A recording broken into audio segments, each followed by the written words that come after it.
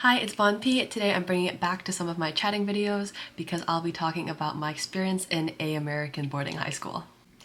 So just for some context, I have been a four-year student at Deerfield Academy, so all the way from freshman year to senior year now, and I am here as an international student because I live in Hong Kong and that means I fly to and from each break.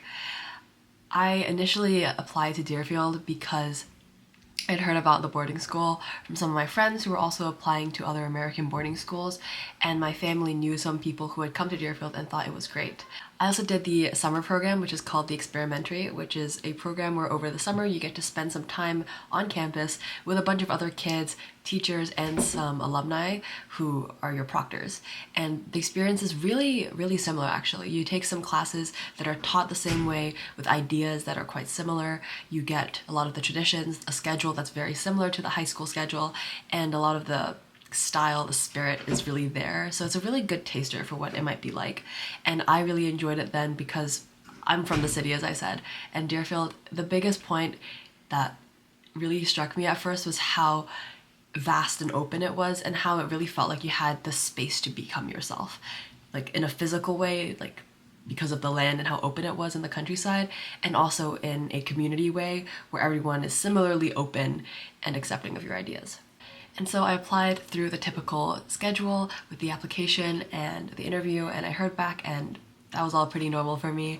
I do remember that for the interview, their team of admissions staff actually do a little worldwide travel session, and they stopped in Hong Kong, so I got interviewed in person. I know for a lot of other people they did online interviews because they couldn't get an admissions officer to their country, but I think it was a really good experience. And a couple things about the interview, just for some quick tips. It's really based on figuring out who you are. They ask you a lot of questions about what your life is currently like, what traits you see in yourself, just getting a feel for who you really sense you are that you can't encapsulate into writing, your character, I guess. And I think that's the biggest thing you should really play into for your interview. Don't try to turn it into all about your achievements or about what other people have said. Make it very authentic and genuine because that's what they're looking to see in that interview. Now let's talk about actually being here. I started in the fall of 2020, which trying times because of the pandemic, so it looked a lot different from what it does now. Typically, when you come in as a freshman, you have a roommate because it's a part of getting to know someone. You're almost guaranteed a friend from day one, but because of COVID, we didn't have that. All the rooms were cut in half almost, so there was only one bed instead of two. So we had a lot of space, but it did mean that socializing was a little bit stunted, especially with like social distancing and other rules like that. So I remember we had to first get isolated. When we got to campus, we got tested, and then we were locked in our rooms for maybe a week or so until everyone's tests had been processed and they decided that it was okay for us to interact with people on the same floor of us, and then it gradually expanded and got bigger like that. Classes were mostly unaffected because we have pretty small class sizes, about 12, 13 people as a max anyways, and classrooms have more than enough space to fit everyone. But we did have to do social distancing and things like that, but it's still a great chance, like you don't have homeroom or anything, so you do get to meet a lot more people and people who have the same interests as you grow up, and you take more and more high-level classes with people who you know are equally as passionate. So as the years went on and the restrictions kind of leaned off, we got to a more normal version of our school schedule, which has 1, 2, 3 classes and 4, 5, 6 classes split up into different days. So you only are getting at most 3 pieces of homework a day and seeing 3 classes a day. Each class is an hour and a half long, but most teachers give breaks so it doesn't feel too long. And Wednesdays are always half days, which means each class is an hour instead of an hour and a half.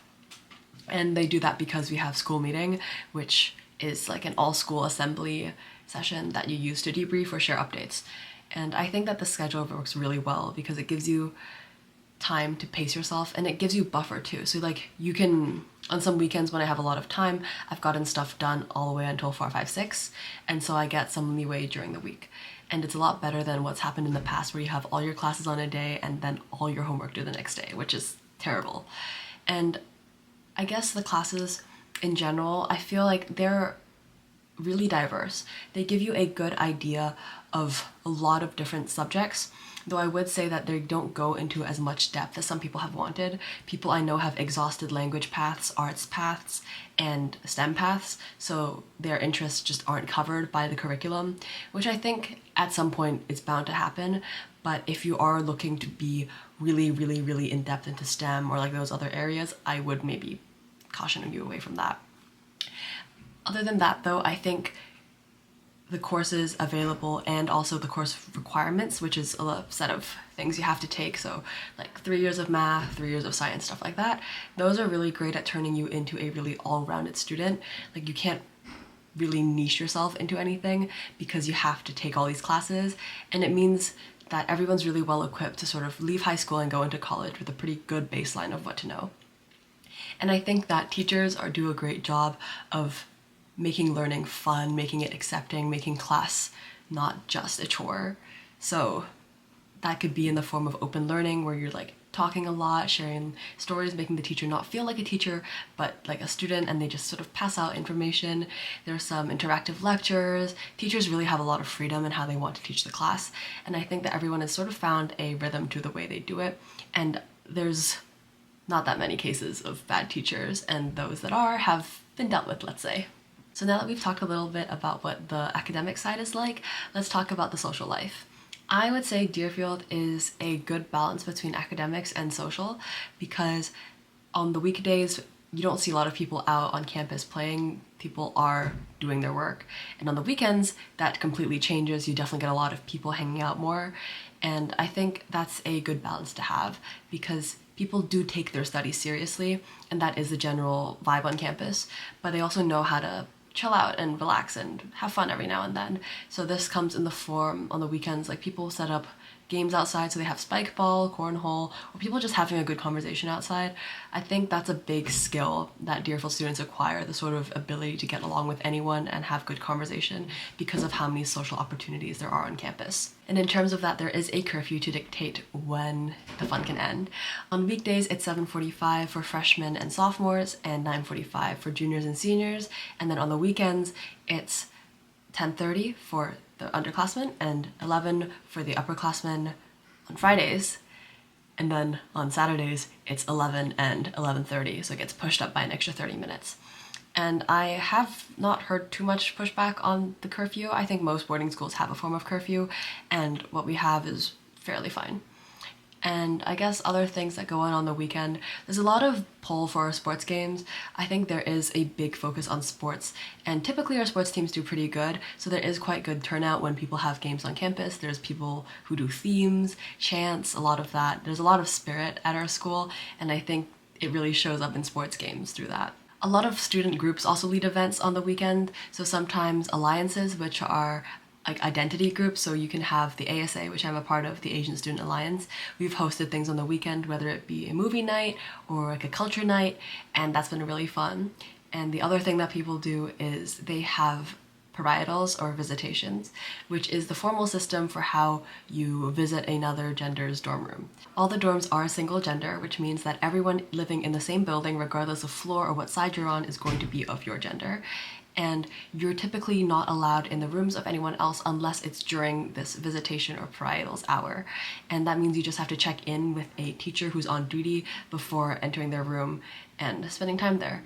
And while you're doing this, you do have to keep the door open a crack just so nothing horrible happens, and I think they surveil you every now and then, but it's nothing too serious. People have had complaints over the year because they feel it is a little bit restricting, but I think that it is not horrible, and I think in the future it will get reformed.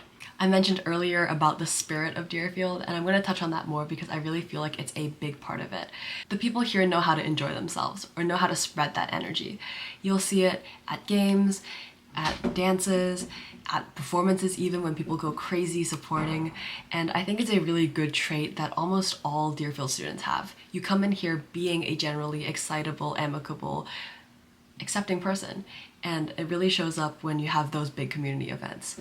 I think other things that have contributed to this are some of the traditions, which kind of go hand in hand, because traditions, another big contributing factor are the traditions at Deerfield, which kind of go hand in hand, because with traditions you have spirit, and with spirit you have traditions.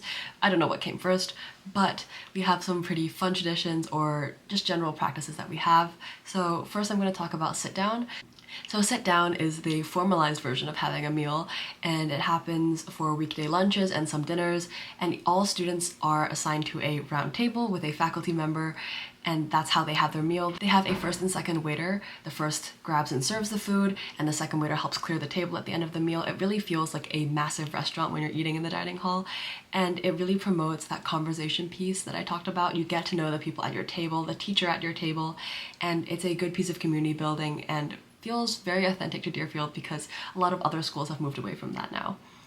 Aside from sit down, we have a lot of like sacred spots on campus. So there is a seal on the floor in one of the buildings on campus, and it has a railing around it because you're not allowed to step on it or you will not graduate. So it's very sacred, and when our rivals show up, they constantly try to touch it in an act of disrespect. We have a river on campus, which is down in the field a little bit because there's a lot of land, as I said, and we have a tradition where every Friday people will run into the river. It's typically very cold, so only really there for a couple seconds, and the big rush of people is called shriv. I'm not sure if that's a real word or not, but it's a moment where everyone gets to walk down together in a horde with music. It really feels like there's a flag. It feels like you're going to war almost. And then it's a big moment of relief when everyone runs into the river, gets shocked by the cold, and then comes out having survived it. And lastly, I think I'm going to touch on the rivalry. I previously mentioned our rivals, and that would be Choate Rosemary Hall, another boarding school. It's in Connecticut. And we have an event called Choate Day in the fall, where either we go to Choate or Choate comes to Deerfield, and all of our sports teams play each other. And it's a massive day of a lot of different sporting games, a lot of spirit. And before that, there is a bonfire where we all do our school chants, and we burn the letter C for Choate. It's quite disturbing to an outside viewer, but I'm telling you, it's all in good fun and it's healthy tradition. Other sort of similar events with chants also are pretty common on campus, and it really is there to build the school culture. So that's been the main overview on Deerfield, and now I'm going to quickly talk on some quick things that I feel like are still very important. So first of all, we have the dress code. This is a pretty big deal for a lot of students I know, and I'm here to tell you that it's not as bad as you think it is. For guys, you have to wear trousers, a shirt, tie, and a blazer every day. I know some people get around that by wearing polos or quarter zips. I'm not really too informed on that area, but I haven't heard that it's horrible. For girls, it's a little more ambiguous because there is no clear set of items you have to wear. You can wear dresses, you can wear skirts, you can wear blouses, you can wear shirts, you can wear trousers. Any combination really works. And typically, you're also meant to have a blazer, but the rules there are kind of lax, and I think a lot of teachers consider it as just a formal-ish outfit as a whole. So you could have a cardigan, you could not bring a jacket, you could have whatever you want. In the winter you can have like a thick jacket or something else. For girls, just really look presentable and you'll probably be fine. A lot of people wear sundresses and that type of style, sort of very preppy. But there definitely is room for stylistic exploration. People definitely don't all wear the same thing here. And I know I mentioned having a thicker jacket because it does get quite cold here, but there is no dress code in the winter, so you can pull up to class in sweats and you have thick jackets so you don't freeze from death in the cold. You do get a lot of weather variation here. It is New England, so the weather really shifts back and forth, but it's typically hottest in the very beginning in September and like the last 2 weeks of May. And then really in December and January and February, you hit this deep winter where it is snowing a fair amount and it does get very cold, so you do need a good winter jacket. And the rest of the year is in this fall-spring mixed state where it's kind of cold, it's pretty wet, and it's in general a little bit gloomy, but I feel that it's not too bad because it never stays like that fully during the week. It does have patches of sunshine and patches of worse weather, so you do get quite a bit of variation, and I do think that's nice because coming from Hong Kong where it's always the same, it's nice having some variation. In terms of student support on campus, there are a lot of options, as most schools have, I'm sure. When you first get here as a new student, you're given a contact to an older student who is called your green key, who's meant to be your mentor to get through any challenges you might have starting off. And then later on, you have another student who will come in as your Be Worthy, who is another student who's meant to help you make good decisions, and you do have opportunities to meet with them over the year, and they're also meant to become another set of friends for you. In terms of teachers or faculty, We have the health center, which covers any medical issues or concerns you might have, and also the athletic trainers, which are more specifically in terms of athletic injuries in that front. They have counseling services, a lot of nurses, certified doctors to all help you, and they do run 24/7 to help in case you have emergencies in the middle of the night. There is a team of security guards who drive around campus in golf carts, and they are also incredibly helpful if you're ever locked out of your room, you've lost your key, or have other more logistical issues like that. I know I have definitely made a lot of calls to them over the years, and I'm sure they're quite fed up with me. And of course, your teachers are all valid resources. They always want the best for you, and they make themselves very available academic-wise. They host office hours during the week, so you're able to pop in and say hi, get help on assignments, or just catch up. And I've used that chance to really get close to a lot of my teachers. And it's really good getting to know them because they're all very qualified and have really fun interests. So wrapping up, I think I've really had a great 4 years here. I've done all the things I've wanted to do, so including music, dance, the Asian Alliance, sports like volleyball and ultimate frisbee. I think I've really found great interests, great friends, great connections that I'll cherish for the rest of my life. I think being on campus, being here has taught me so many social skills, really taught me how to get along with people. It's almost like a simulation of what society will be like. And it's such a great campus to explore yourself because you know you have that safety net around you and you're able to take those risks that you might not be able to elsewhere. It's a great school with great people and great spirit, and I think that everyone genuinely wants the best for you here. There's no issues really of bullying or trying to intentionally take someone down. It's a great campus with really amazing people. And of course, if you have any more specific questions, feel free to leave them down below and I'll answer them as best as I can. Thank you so much. Bye!